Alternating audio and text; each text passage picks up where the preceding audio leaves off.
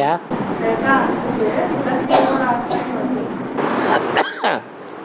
लगभग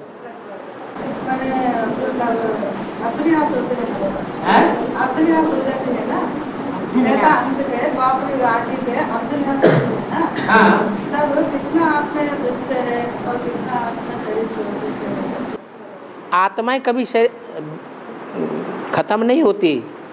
आत्माएं तो बढ़नी है, क्योंकि ऊपर से लगातार उतरनी है। जब विनाश होता है तो वो आत्माएं जाकर के दूसरी जगह जन्म लेंगी।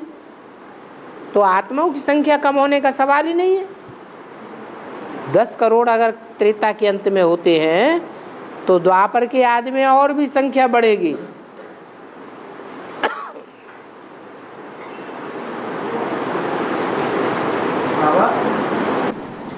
गीता में कृष्ण का नाम डाल दिया है, ये बड़ी भूल है। जिन्होंने कृष्ण का नाम डाला है उन्हें क्या सजा मिलेगी? क्योंकि उन्होंने गीता के सच्चे भगवान को छुपाया है। छुपाया? बेचारे जानते थे क्या? द्वापर के आदि में जिन्होंने गीता में कृष्ण का नाम डाला है, तो गीता पहले बनी है और नाम बाद में डाला गया है कि जब गीता बनी तभी नाम डाला गया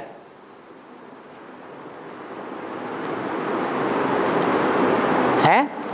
शूटिंग में क्या हुआ? शूटिंग में मुरलियों में पिताश्री पहले डाला गया या जब मुरलियां निकली तभी पिताश्री डाल दिया गया? क्या हुआ? पहले मुरलियां निकली हैं, बाद में पिताश्री नाम डाल दिया। तो इससे साबित होता है कि हर युग में पहले सतो प्रधानता होती है और अंत में तमो प्रधानता आती है। तो जब गीता बनाई गई थी उस समय वो निराकारवादी गीता थी।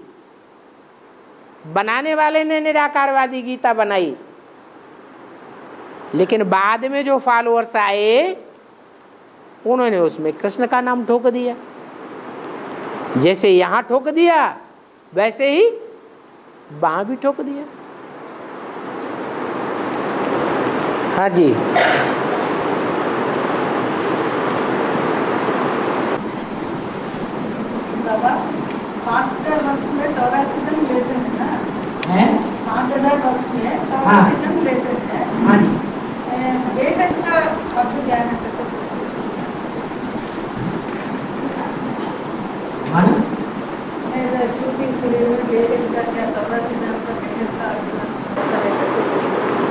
जन्म मरण के चक्र में आते हैं। यहाँ जन्म मरण का बेहद में अर्थ है मर गए माने अनिश्चय बुद्धि बन गए। कोई बाप के बच्चे बनते हैं तो निश्चय बुद्धि बन गए। तो ये चक्र चलता रहता है। सबसे जास्ती निश्चय निश्चय के चक्र में कौन आता है?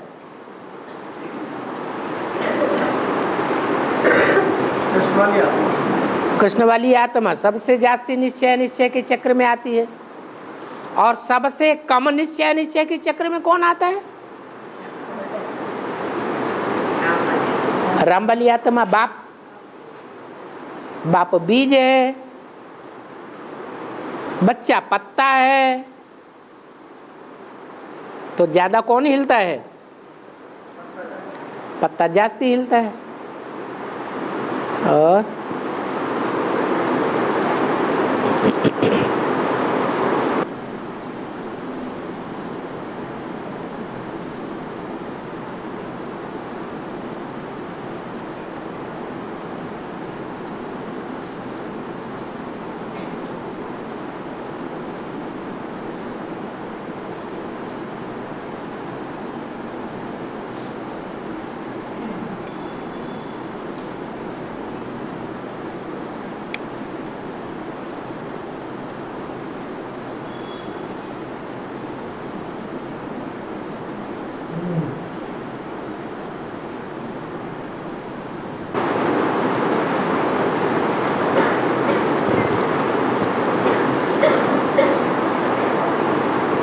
भक्ति मार्ग में जो विष्णु का चित्र बनाया है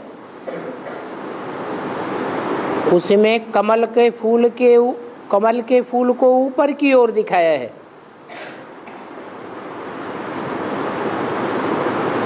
और ज्ञान मार्ग में जो नीचे की ओर चित्र दिखाया गया है वो कमल का फूल नीचे की ओर है। इसका क्या कारण है? भक्ति मार्ग में जो भी चित्र बने हैं संपूर्णता की स्टेज के बने हैं या अधूरी स्टेज के बने हैं? कौन सी स्टेज के चित्र बनाए गए हैं? संपूर्ण स्टेज के चित्र की यादगार है या अपूर्णता की स्टेज की यादगार है? संपूर्णता की स्टेज की यादगार है। संपूर्ण बनेंगे तो कमल का फूल ऊंची स्टेज में होगा या नीची स्टेज में होगा? ऊंची स्टेज में होगा। ये कमल फूल का समान जीवन बिताने वाली आत्मा कौन सी है जो रहती है कीचड़ में और मन बुद्धि से उपराम रहती है? किसकी यादगार है? जगदम्बा की यादगार है। जगदम्बा घर गृहस्थ के जीवन में है।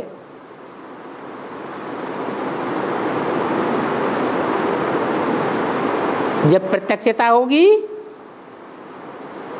तो गृहस्थी के गिरे हुए जीवन में रहेगी या ऊंची स्टेज में आ जाएगी? ऊंची स्टेज में आ जाएगी।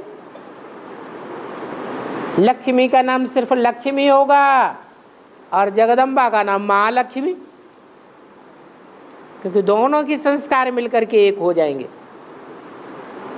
इसलिए भक्ति मार्ग में कमल का फूल ऊपर दिखाया गया है।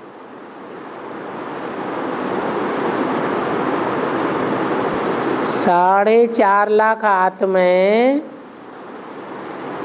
जो बर्फ में दबेंगी, आत्माएं थोड़े ही दबेंगी। आत्माएं ऊपर जाएंगी या बर्फ में दबेंगी या शरीर दबेंगे? शरीर बर्फ में दबेंगे और आत्मा मन बुद्धि रूपी आत्मा ऊपर उड़ जाएगी। तो जो शरीर 4.5 लाख बर्फ में दबेंगे वो एक जगह इकट्ठे होकर के दबेंगे या जहां जहां जो होंगे वहां दबेंगे?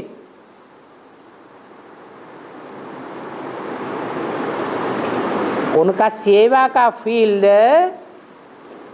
सबका एक ही जगह होगा या सारी दुनिया में फैला हुआ होगा? सारी दुनिया में फैले हुए होंगे। तो जो जहां भी होगा वहां बर्फ में दब जाएगा।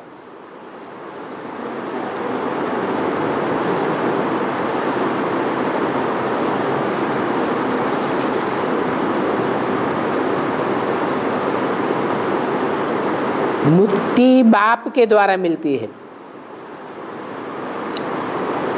और जीवन मुक्ति ब्रह्मा द्वारा अर्थात माता के द्वारा मिलती है।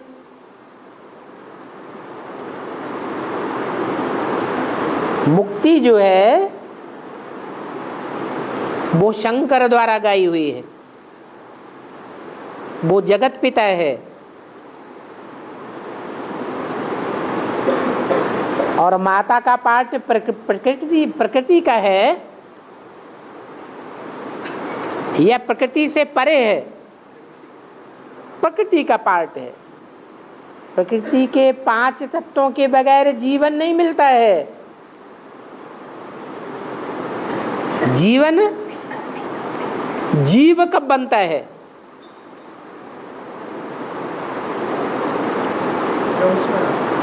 जब उसमें आत्मा प्रवेश करती है तो जीव बनता है। आत्मा प्रवेश नहीं है तो 5 तत्वों का पुतला है। वो 5 तत्वों का पुतला भी जीवन धारण करता है जब आत्मा प्रवेश करती है। अगर जीवन धारण न करे तो आत्मा को जीवन मुक्ति नहीं कहेंगे। क्या कहेंगे? आत्मा सिर्फ दुखों से मुक्त है, जीवन में रहते मुक्त नहीं है। तो प्रकृति के संयोग में आकर के आत्मा को जीवन मुक्ति मिलती है। और प्रकृति का पाठ तो माता का है, उसका नाम ही है जगदम्बा। जब एक दो आत्मा एक दो शरीर तो अमेरिका में उनका सेवा फील्ड है, तो अमेरिका में बर्फ के नीचे दब जाएंगे, तो केवल भारत में ही यमुना के कंटे पर हमको पृथ्वी मिलता है, वो वहाँ से कैसे आ सकता? वहाँ तो यमुना के कंटे की जो बात है वो बात तो संगम युग की बात है। और सतयुग जो आवेगा, जहां हमारे शरीर कंचन काया बन जावेंगे, यहां शरीर सड़ते जावेंगे या कंचन काया बनेंगे? हाँ, तो जहां सड़ते जावेंगे वहां आत्मा पावरफुल होती जावेगी। तो संगम युग की बात अलग है। संगम युग में बर्फ में दबने की बात नहीं है। संगम युग में संकल्प जाम करने की बात है। संकल्प और विकल्पों से परे स्टेज प्राप्त करने की बात है। आत्मा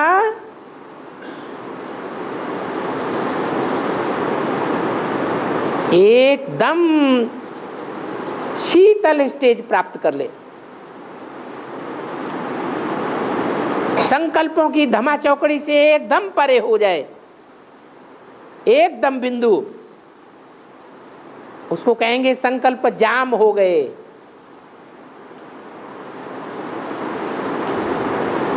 वहां तो पानी जाम हो जाएगा, बर्फ बन जाएगा। और यहां संगम युग में क्या जाम करना है? संकल्प जाम करना है। तो सतयुग की बात बताई। सतयुग जब आवेगा तो पहले सारी दुनिया में जलमयी जलमयी होनी है।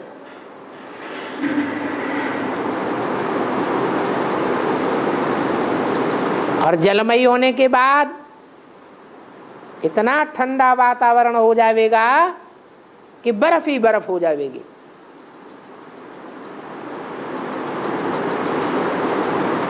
धीरे धीरे नंबरवार जिन आत्माओं को उतरना होगा उनके शरीर बर्फ से बाहर आते जाएंगे और उनमें आत्मा प्रवेश करके अपना कार्य करेगी, चहलकदमी करेगी।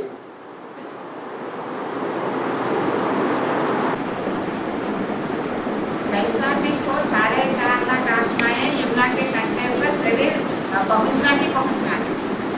यमुना का कंठा जो गाया हुआ है वो यहाँ संगम की बात है, सतयुग की बात नहीं है। वहां तो गंगा और यमुना दोनों ही नदियां होंगी। एक नदी के किनारे स्वर्ग नहीं होगा, दोनों ही नदियों के किनारे स्वर्ग होगा।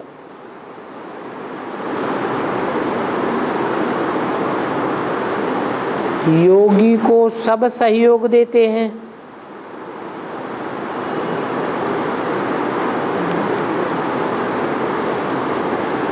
नहीं, गायन है योगी सो सहयोगी। जो योगी होता है उसको कोई सहयोग दे या न दे, लेकिन वो सबको सहयोग देगा। लेकिन यहाँ लिखा है योगी को सब सहयोग देते हैं, लेकिन शंकर को सहयोगी भुजाएं नहीं दिखाई है। तो बात उलट दी है। शंकर योगी है तो सारे विश्व को सहयोग देने वाला है। ऐसे नहीं कि उसको सब सहयोग देंगे।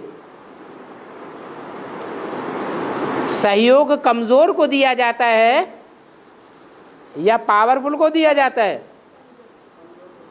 जो कमजोर होते हैं उनको सहयोग दिया जाता है, और सहयोग देना भी चाहिए।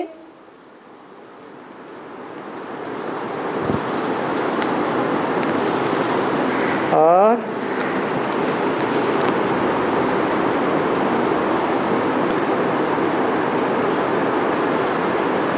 बाबा ने एक वार्तालाप में भक्ति मार्ग के अंश के लिए बाल का मिसाल दिया।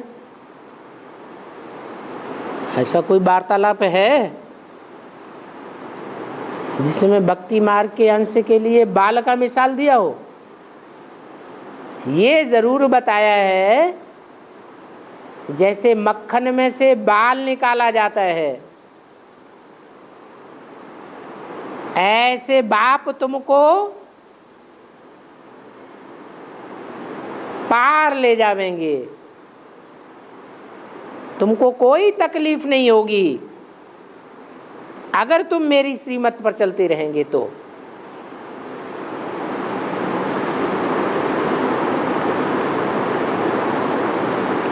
अमेरिका के अखबार में पढ़ गया कि कलकत्ते का जौहरी है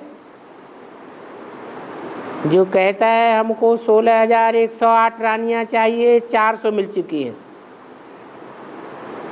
तो ये समाचार सिंध हैदराबाद में फैला।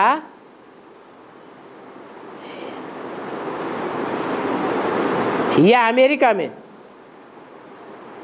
अब अमेरिका में अगर न फैला होता तो अखबार में कहां से छपता? माना वो समाचार अमेरिका तक भी चला गया कि कलकत्ते का एक जौहरी है जो ऐसे ऐसे कहता है।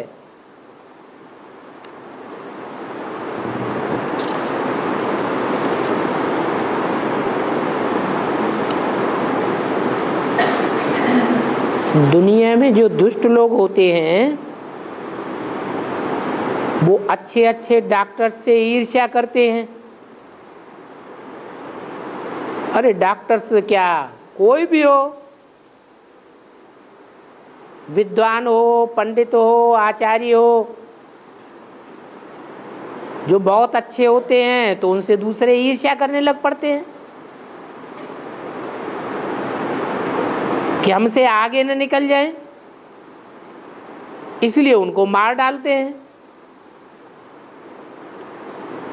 तो यहां उसकी शूटिंग कैसे होती है?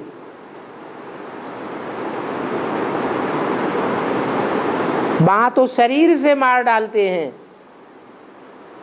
यहां मार डालने का अर्थ क्या है?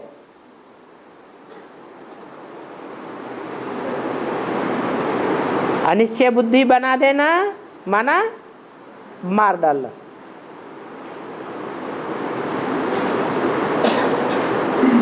ऐसी ऐसी बातें सुनाते हैं जहरीली कि उनको निश्चय उखड़ जाता है।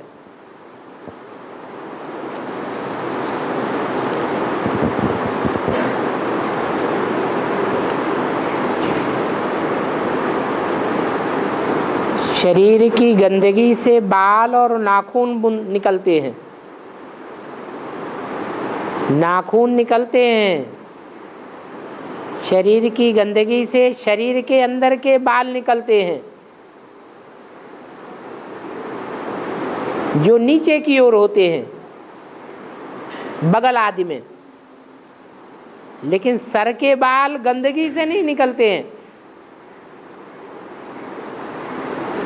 इसलिए सर के बाल देवताओं को भी होते हैं, लेकिन सर से नीचे जो दाढ़ी मूछ आदि है उसके बाल नहीं होते हैं। बाकी नाखून तो नीचे हैं ही, वो तो गंदगी से निकलते ही हैं।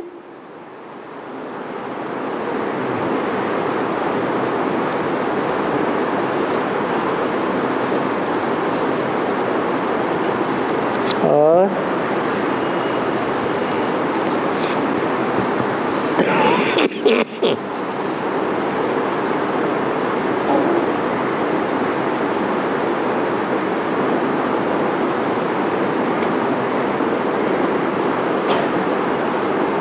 इस सृष्टि में 600-700 करोड़ आत्माएं हैं।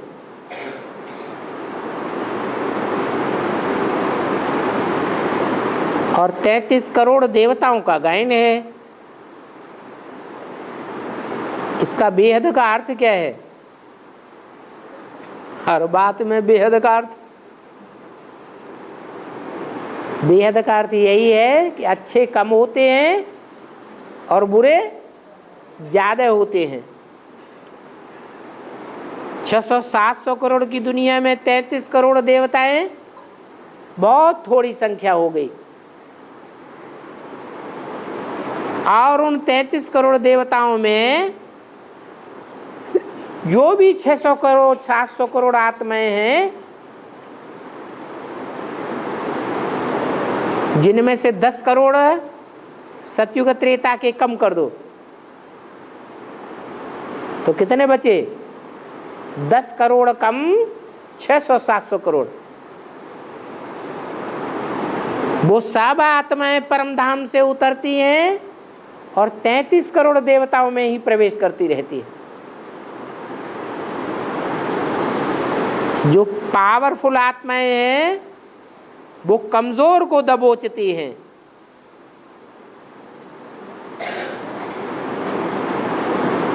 परंतु भगवान जब आते हैं तो कमजोरों के ऊपर रहम करते हैं। 33 करोड़ देव आत्माएं पावरफुल बन जाती हैं और जो दुष्ट आत्माएं हैं वो कमजोर पड़ जाती हैं।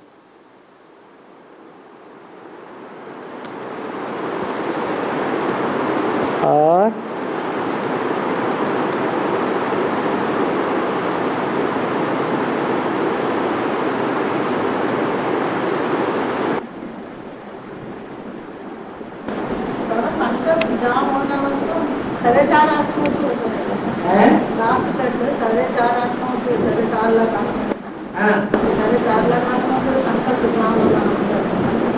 संकल्प जाम होना माने अपने को बिंदु रूप आत्मा में टिका देना, दूसरा कोई संकल्प ना आने पावे।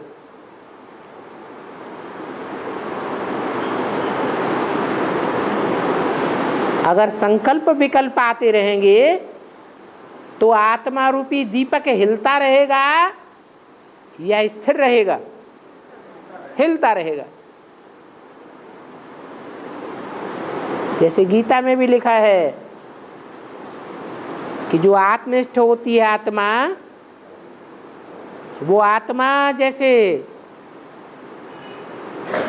हवा रहते स्थान में दीपक खड़ा रहता है, हिलता डुलता नहीं है।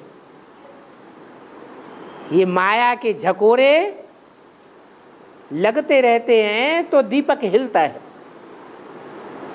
ऐसे ही ये आत्मा रूपी दीपक तब तक हिलता रहेगा जब तक 63 जन्मों के हमारे पाप कर्म भस्म नहीं होते हैं। वो पाप कर्म माया की आंधी के रूप में हमारी आत्मा को हिलाते रहते हैं।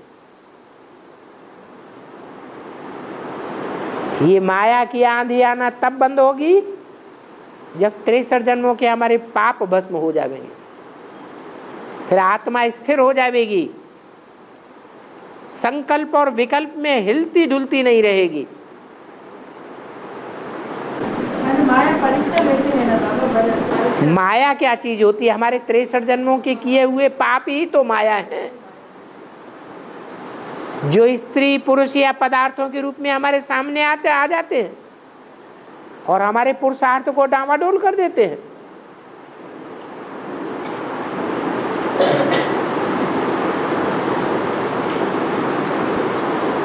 शंकर पार्वती से बोलता है, तुम्हारी इच्छा अनुसार काशी न्यारी है और न्यारी रहेगी। तो ये किस पार्वती के लिए बोला है? बाबा तो कहते तुम सब पार्वतियां हो। एक पार्वती की बात है, ये सभी की बातें है? सभी पार्वतियों की बात है।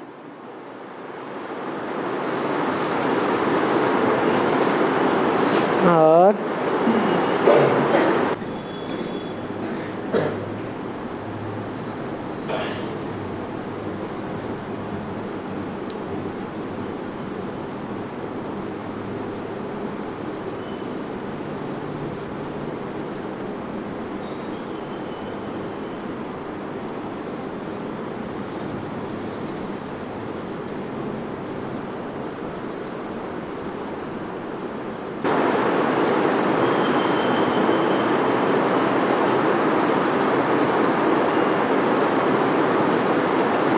जब रिजल्ट निकलते जाएंगे और रिजल्ट निकलने से पहले धर्मराज की सजा महसूस करते जाएंगे तो सभी को सजा ऐसे ही मिलेगी या स्थूल रूप में शरीर के द्वारा मिलेगी?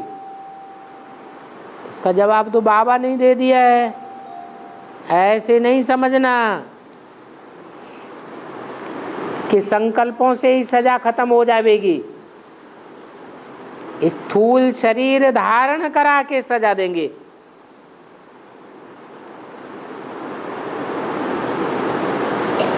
बिना शरीर के सजा नहीं मिलेगी। बिना शरीर के सुख दुख महसूस होता है क्या? नहीं होता है। तो सजा भी शरीर के द्वारा मिलेगी।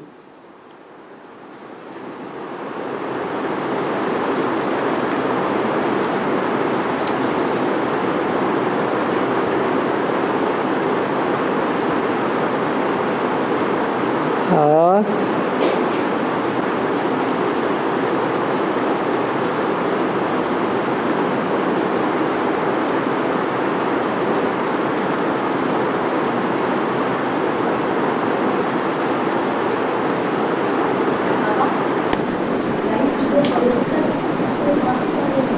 जोर से बोलिए। गीता की बात पर सूली पर चढ़ा है। हाँ जी। तो क्या है? कौन सा विषय था जिसका?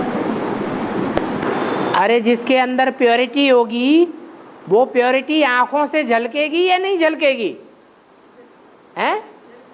वो प्योरिटी उनकी आंखों से झलकती थी। लोग ये समझते थे कि जैसे हम कर्मेंद्रियों से पतित, कर्मेंद्रियों से भ्रष्ट इंद्रियों से पतित है, ऐसे ये भी पतित होगा या पतित बनाता होगा। लेकिन वो पतित बनाने वाली बात नहीं थी। उसकी तो दृष्टि ही आकर्षण में थी, जो आत्माएं उनकी ओर खींचती थी। लेकिन जो उस समय के पंडे पुजारी थे उनकी अकल में तो दूसरी बात भरी हुई थी। इसलिए उन्होंने वितंडावाद पैदा कर दिया। इसलिए बाबा ने कहा है कि क्राइस्ट को भी सूली पर जो चढ़ाया था वो पवित्रता की बात थी। वो तो स्थूल सूली पर चढ़ाया गया। वो क्राइस्ट की बात थी। यहाँ क्राइस्ट की राशि किससे मिलाई जाती है? हैं? कृष्ण की आत्मा से। कृष्ण की आत्मा माना ब्रह्मा की आत्मा। जो ब्रह्मा की सोल है वो ब्रह्मा की सोल सूली पर चढ़ने की बात नहीं है। ये तो याद में ऊपर टंग जाने वाली बात है। देह अभिमान से परे हो जाए।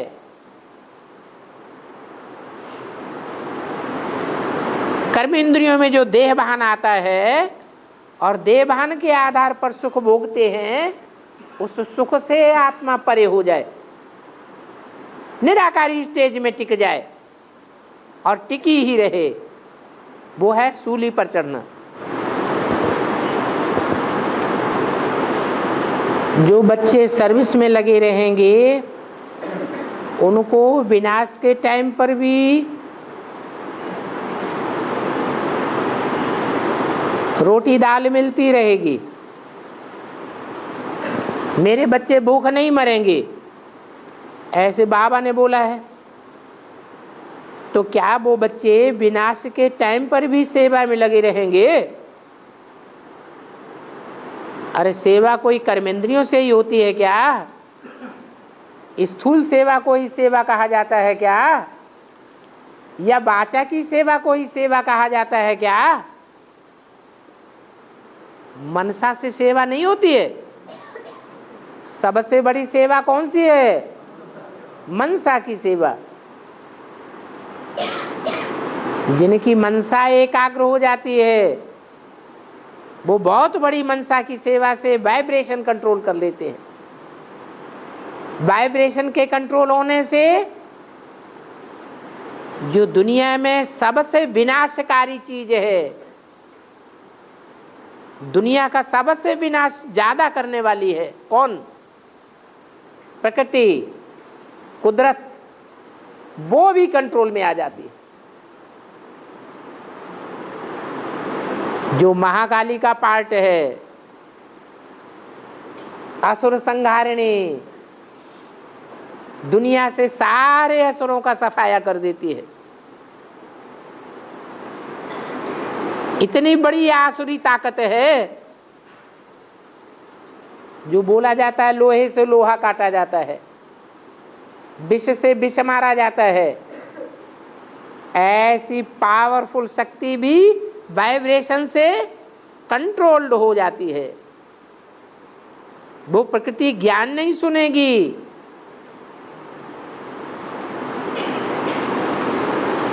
ज्ञान का उसके ऊपर कोई असर नहीं पड़ता।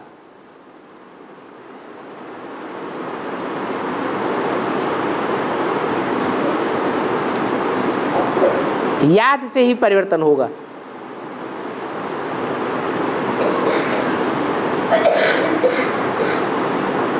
तो विनाश के टाइम पर जो सबसेबल बच्चे होंगे बाबा के, उनको तो अभी भी बाबा से मदद मिलती है। कौन सी चीज की मदद मिलती है? बुद्धियों की मदद मिलती है। जो मेरे बच्चे बहुत सर्विस में लगे रहते हैं, मैं उनको याद करता हूं, तो याद की मदद मिलती है। जिन बच्चों को अभी से ही याद की मदद मिल रही है, विनाश के टाइम पर वो याद में तीखे हो जाएंगे या कमजोर रह जाएंगे? और ही ज्यादा तीखे हो जाएंगे। तो याद में जो तीखे होंगे उनका योग बल ही सारा कार्य करेगा।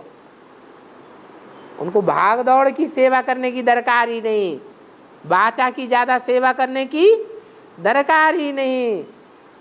एक संकल्प में स्थिर हुए और जो चाहे सो संकल्प के आधार पर सिद्धि की। बाबा की याद में रहते हुए वो ही संकल्प सिद्ध हो जाएगा। तो इससे बड़ी सेवा और क्या होगी?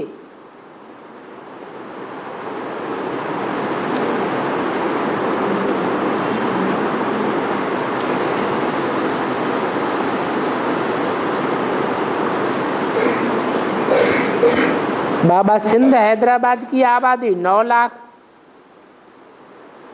तो उस समय सिर्फ सिंध हैदराबाद वालों को संदेश मिला कि भगवान आया हुआ है।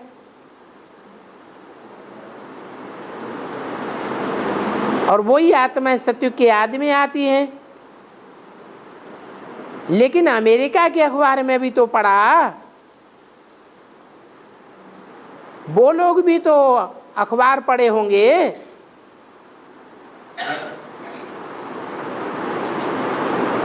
तो वो आत्माएं स्वर्ग में नहीं आवेंगी क्या? अमेरिका के अखबार में जो पढ़ा, उन्होंने साक्षात्कार की बातों को देखा और सुना था क्या? साक्षात्कार जो सिंध हैदराबाद में हुए, उन साक्षात्कारों की बातों को प्रैक्टिकल में अनुभव किया क्या? अखबार में पढ़ने के आधार पर थोड़े ही अनुभव किया। वो तो संशय बुद्धि के आधार पर उन्होंने पढ़ा।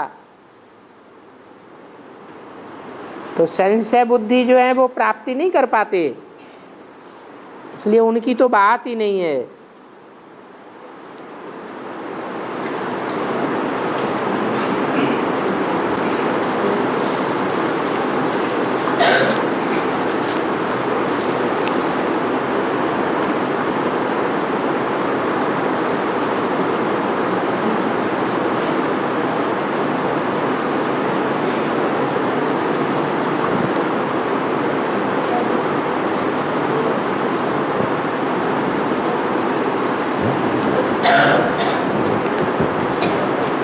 बाबा ने बोला है जिन जिन कर्मेंद्रियों से पाप कर्म करेंगे तो वो इंद्रियां काटी जाएंगी।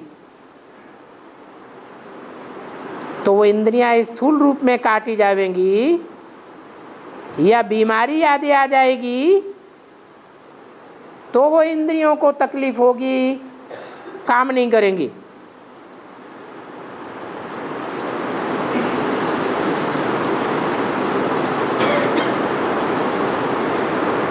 जैसे मुसलमान हैं,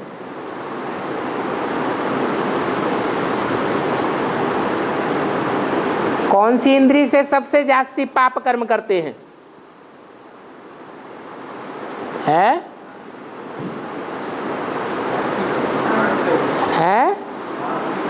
नहीं, कामेंद्रिय से सबसे जास्ती पाप कर्म करते हैं। तो मुसलमानों की कर्मेंद्रियां काटी जाती हैं भक्ति मार्ग में।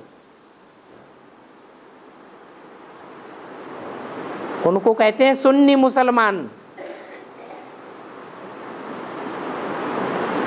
और यहां धर्मराज काटेगा।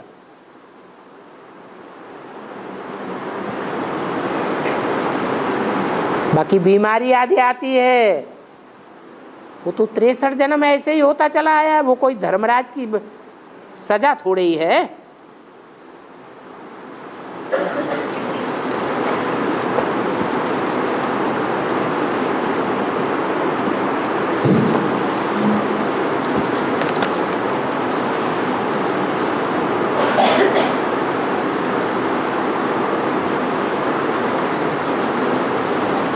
मुसलमान लोग सभी को श्री कह देते हैं। अरे मुसलमान लोग नहीं श्री कह देते हैं, लेकिन भारतवर्ष में मुसलमानों को भी श्री नाम दे देते हैं। श्री श्री फर्रुखदीन अली अहमद, यहाँ के राष्ट्रपति का नाम के आगे क्या लगा देते? श्री लगा देते। और श्री किसको कहा जाता है? श्रेष्ठ को कहा जाता है। जो श्रेष्ठ होते हैं वो देवताएं होते हैं या मनुष्य श्रेष्ठ होते हैं? मनुष्यों में भी मुसलमान धर्म तो सबसे भ्रष्ट है। उनको श्रेष्ठ कैसे कह देते?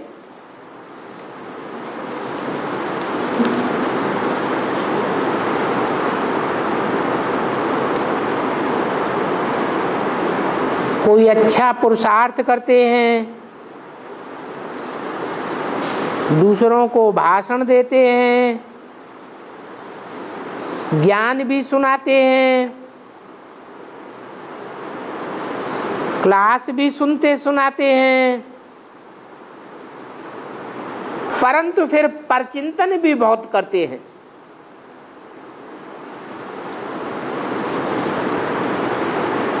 तो उनकी क्या शूटिंग होगी?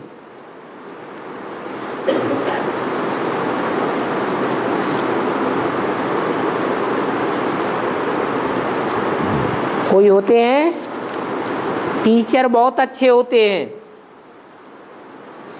दूसरों को पढ़ाई पढ़ाना जानते हैं, लेकिन खुद धारणा नहीं करते हैं। तो जो खुद धारणा नहीं करेंगे वो राजा बनेंगे या सतयुग में टीचर बन करके रह जाएंगे? सतयुग में टीचर बन करके रह जाएंगे, राजा नहीं बनेंगे। और सतयुग में त्रेता में राजा नहीं बनेंगे तो द्वापर कलयुग में भी राजा नहीं बनेंगे। है सतु में टीचर नहीं होंगे, पढ़ाई नहीं होगी।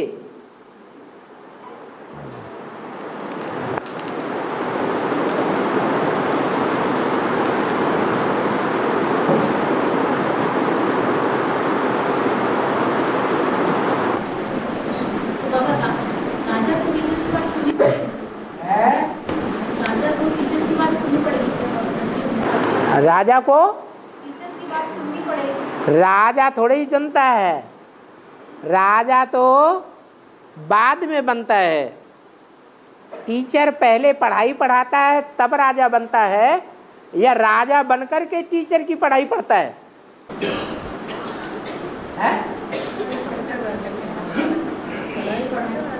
पहले तो राजा पढ़ाई पढ़ता है, जब पढ़ाई पढ़ता है तब राजा थोड़ा ही था।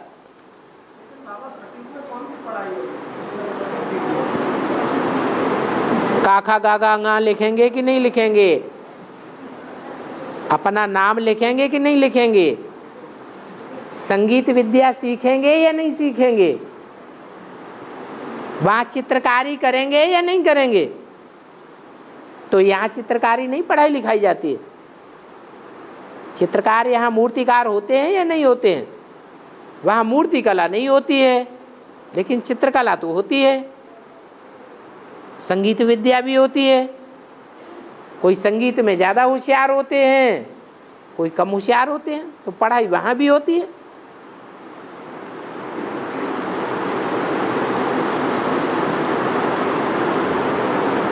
ब्राह्मणी अगर कोई अपवित्र आत्मा को ले आएगी तो उस पर दोष आ जाएगा।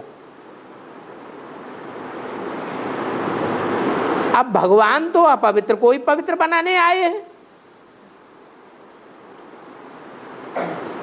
तो फिर ऐसे क्यों बोलते हैं कि अपवित्र को लेके आ गई?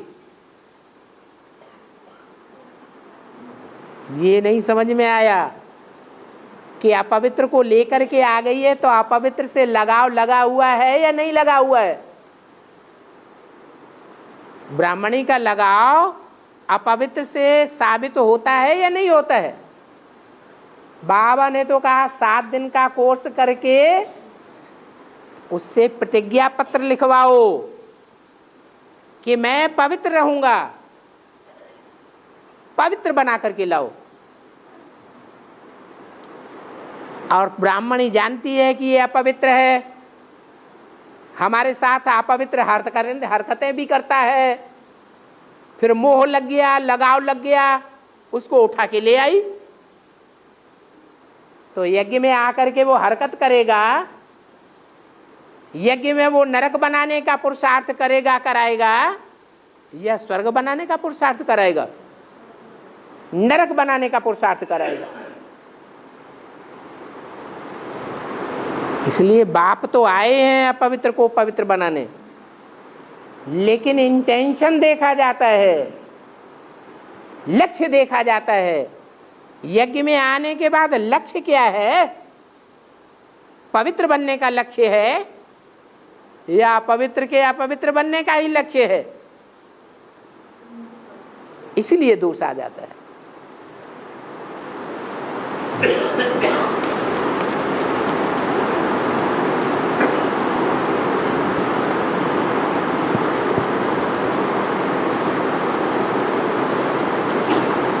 गंगा आकर के ब्रह्मपुत्रा से मिलेगी,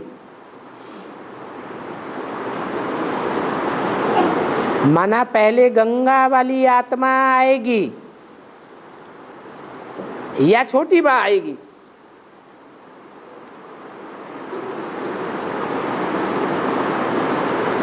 कौन आएगा?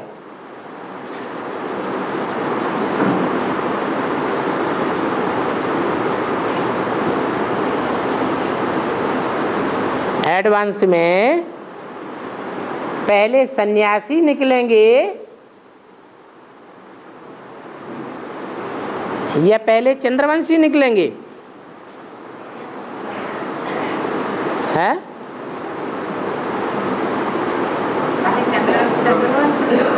पहले गंगा यमुना और सरस्वती मिलती है। कहाँ? इलाहाबाद में,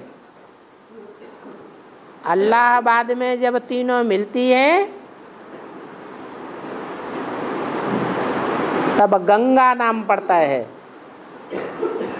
यमुना और सरस्वती नाम लोप हो जाता है, सब ज्ञान गंगाएं कही जाती है। वो ज्ञान गंगाएं इलाहाबाद से आगे बढ़ती है तो काशी नगरी से गुजरती है। काशी नगरी में वरुणा नदी से जब मिलती है तो वाराणसी नाम पड़ता है।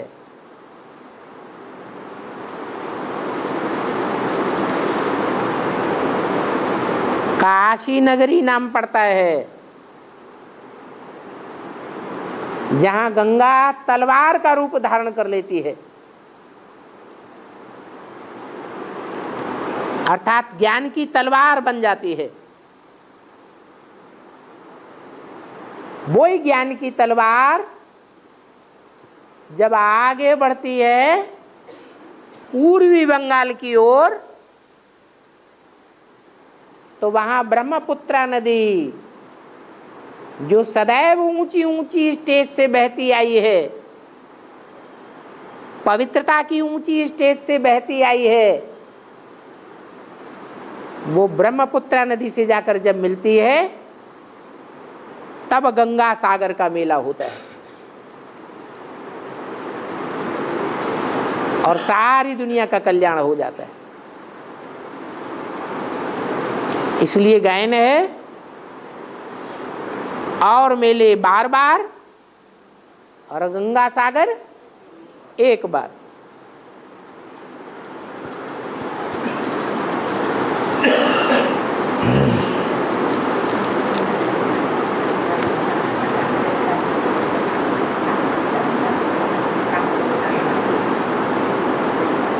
छोटी माँ निकलेगी तो उसके पीछे के पीछे कितने निकलेंगे? अरे शहद की मक्खी, मक्खियों की रानी निकलती है तो अकेले निकलती है या झुंड के झुंड साथ जाते हैं? तो वो तो 16,108 को भी साथ ले आएगी। जब गोवर्धन पहाड़ सारा ही उठ गया फिर सेवा करने के लिए कुछ रह जाएगा क्या? फिर तो भगवान की प्रत्यक्षता ही हो जाएगी।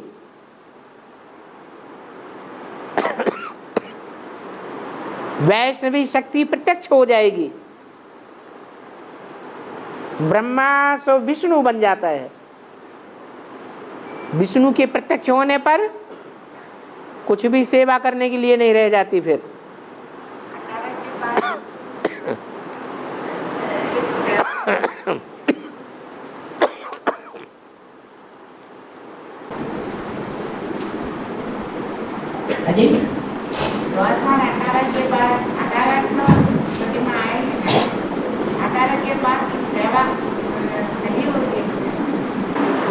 उनके लिए कोई सेवा करने के लिए नहीं रह जाती जो आत्माएं संपन्न बन जाती हैं। सेवा करना किनका काम है? जो अधूरी आत्माएं हैं उनका काम है या जो संपन्न बन जाएंगे उनका काम है? हैं? जो अधूरे हैं उनको सेवा करनी है। तो संपन्न बन गए तो उनका चित्र ही, उनका चेहरा ही सारा कार्य सेवा का करता रहेगा। अलग से सेवा उनको करने की दरकार नहीं रहेगी।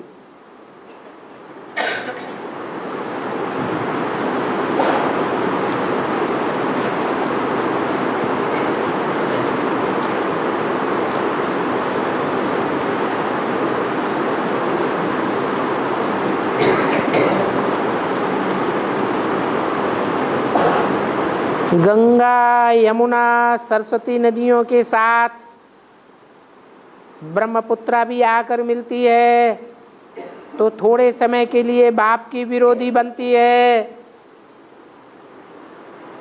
ऐसी क्या बात होगी? जो ब्रह्मपुत्रा भी विरोधी बन जाती है।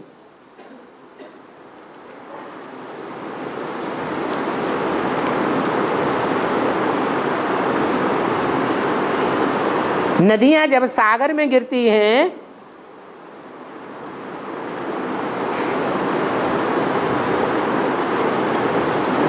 और पूर्णमासी का चंद्रमा होता है,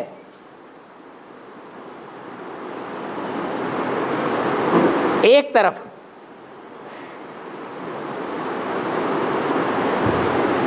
तो चंद्रमा का आकर्षण पानी को खींचेगा या नहीं खींचेगा? उसको कहते हैं ज्वार भाटा। नदियों का पानी आकर के इकट्ठा होता है और समंदर भी अपने लहरों की उछाल मारता है, तो बड़ी ऊंची ऊंची दीवारें इकट्ठी हो जाती हैं, खड़ी हो जाती है। माने ज्ञान मार्ग में उस समय क्या होगा?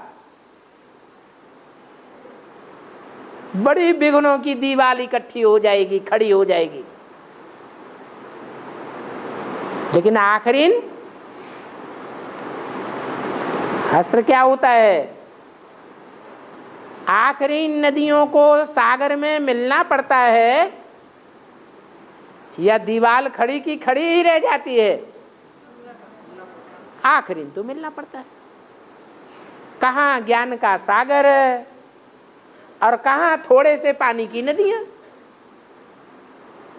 वो सागर है और वो नदियां हैं। नदियां पानी की नदियां हैं।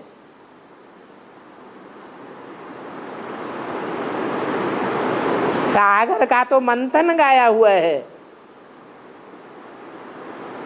मंथन पानी का नहीं होता है। नदियों में हीरे जवाहरात रतन निकलते हैं या सागर में निकलते हैं? सागर में हीरे जवाहरात मोती भरे पड़े हैं। नदियों में हीरे जवाहरात मोती नहीं भरे पड़े हैं। क्यों? क्योंकि सागर में मनन चिंतन मंथन चलता रहता है, इसलिए नित नए हीरे मोती जवाहरात निकलते रहते हैं ज्ञान के। नदियों का मंथन नहीं चलता है। नदियां तो जितना ज्ञान सुनती हैं उतना ही सुना हुआ दूसरों को सुना देती है। नई बात कोई भी नहीं निकलती है। जैसे ब्रह्मा कुमारों ने ब्रह्मा के मुख से जो ज्ञान सुना, वो ही सुना हुआ ज्ञान आज भी सुनाई रही है। कुछ नई बात सुना रही है क्या? तो वो नदियां हैं, उनमें हीरे मोती जवाहरात नहीं भरे पड़े हैं। वो पानी की नदियां कही जाती है। और सागर, सागर तो हीरे मोती जवाहरातों की खान है। उसको रत्नागर कहा जाता है।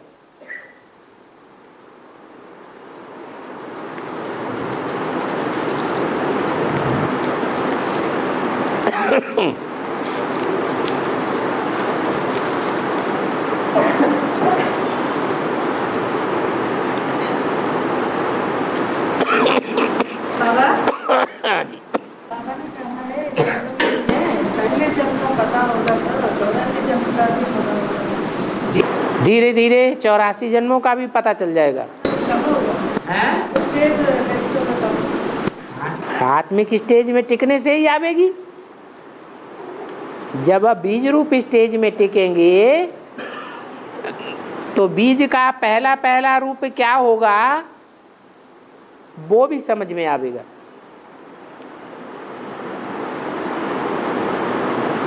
बीज में सारा वृक्ष समाया हुआ है। वृक्ष के पत्तों पत्तों में बीज नहीं समाया हुआ है।